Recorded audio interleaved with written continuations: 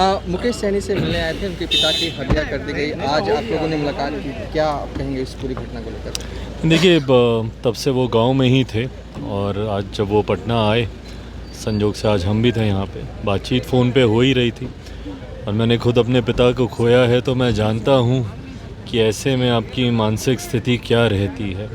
ऐसे में कोई भी शब्द आपके मन को शांत नहीं कर सकते, और उस पर भी जब घटना इतनी हृदय विदारक हो, जहाँ पर इस तरीके से हत्या कर दी गई हो, तो ऐसे में इस बात को उतार पाना सीने में, ये अपने में बहुत कठिन होता है।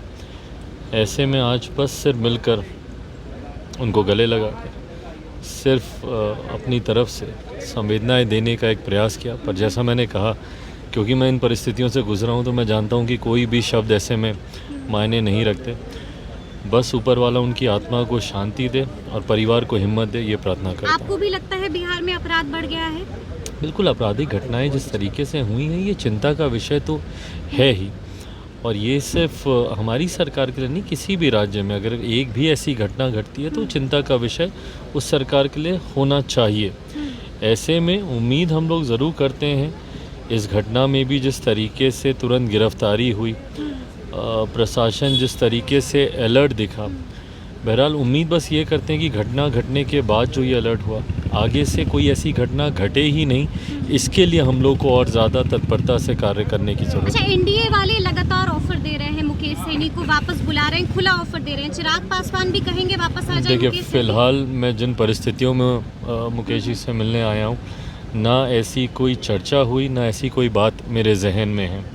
आने वाले दिनों में राजनीति में क्या होता है नहीं होता है, बट आज सिर्फ एक परिवार का सदस्य बनकर उनसे मुलाकात करने आया। पशुपति पारस एक्टिव हो गए हैं, वो यात्रा पर निकल रहे हैं। क्या आपकी टेंशन बढ़ सकती है? एनडीए की टेंशन बढ़ सकती है? किसी की कोई टेंशन नहीं बढ़ती। एक बहुत ऐसी परिस्थितियां हम सब ने देख ली हैं, उसका परिणाम क्या हुआ और अंतोगत्वा टेंशन किसकी बढ़ी, ये समय ने अपने आप ही साबित कर दिया। एक सवाल है कि 2 दिन पहले तेजस्वी यादव प्रेस कॉन्फ्रेंस करते हैं और आरक्षण को लेकर कहते हैं कि वो सुप्रीम कोर्ट जाएंगे।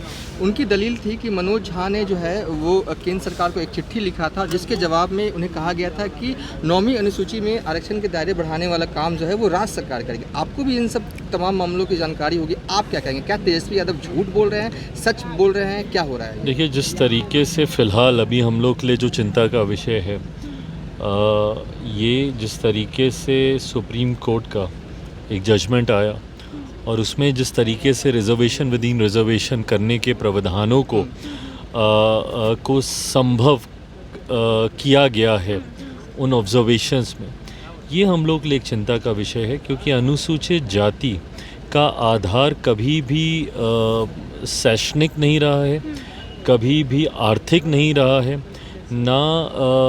ना इन जातियों को शेड्यूल किया गया हमारे संविधान में शिक्षा के आधार पर, ना इनको शेड्यूल किया गया हमारे संविधान में आर्थिक दृष्टि से कि कौन कितना अमीर है, कौन कितना गरीब है।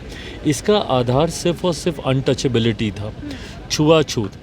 शेड्यूल कास्ट में से वही जातियां शेड्यूल की गई हैं हमारे संविधान में जिन्होंने कभी ना कभी कहीं ना कहीं छुआछूत की शिकार रही हैं, जिनको देखना तक, जिनको गांव से बाहर रखा जाता था, छूना तक पाप माना जाता था, देखना तक पाप माना जाता था, ये वो जातियां हैं। ऐसे में जब इसमें हर जाति का आधार ही छुआछूत है, अनटचेबिलिटी है, तो ऐसे में इन जातियों में क्रीमी लेयर की संभावना संभव ही नहीं है, नहीं हो सकती। क्योंकि आज की भी तारीख में ऐसे उदाहरण देखने को मिलते हैं कि एक दलित युवक को ही घोड़ी पर चढ़ने से रोका जाता है, एक दलित परिवार को ही मंदिर में प्रवेश करने से रोका जाता है। कितने ऐसे बड़े नाम हैं जिनके मंदिर में प्रवेश करने के बाद मंदिर को गंगा जल से धुलवाया जाता है।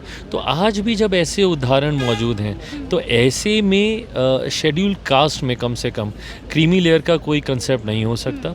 लोक जनशक्ति पार्टी रामविलास भी एक पुनर्विचार याचिका इसको लेकर सुप्रीम कोर्ट में हम लोग दाखिल करने जा रहे हैं। हम लोग मानते हैं कि इससे समाज में बंटवारा होगा और ऐसे में अनुसूचित जाति पूरी जमात एकजुट हो और एकजुटता से अपने हक की लड़ाई लड़े, उसके लिए ऐसे बंटवारे को कतई मंजूर नहीं किया जा सकता। अगर आपके रिव्यू पिटीशन को रिजेक्ट कर देती है सुप्रीम कोर्ट, तो आगे क्या कीजिएगा? We'll cross the bridge when it comes. बहुत जल्दी है। मैं बहुत सकारात्मक सोच से आगे बढ़ने का प्रयास कर रहा हूँ। मैं मानता हूँ की सुनवाई होगी और जब दलीलों को मजबूती से रखा जाएगा तो न्यायालय भी उसको मानेगा। अच्छा, उपचुनाव में कैंडिडेट दे रहे हैं चिराग पासवान 4 सीट